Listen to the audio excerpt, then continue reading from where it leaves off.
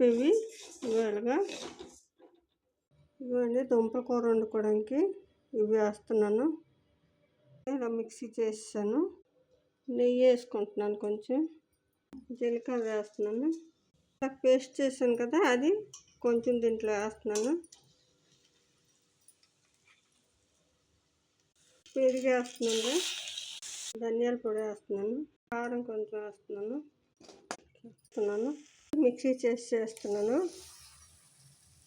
వేగిపోయింది కదా, ఇప్పుడు నీళ్ళు వేస్తున్నాను. దుంపలు వేసేయాలి దీంట్లో. ఇలా చిరిపేసి కొత్తిమీర వేసుకుంటున్నాను కదా. చల్లగా అయిపోయిన తర్వాత మిక్సీ చేసుకోవాలి. వేసాను, మిక్సీ చేసి కూర గురించి అది కూడా వేసుకుంటున్నాను. దీని మీద మూత పెట్టుకోవాలి. ఇప్పుడు రొట్టె చేస్తున్నాను. అయితే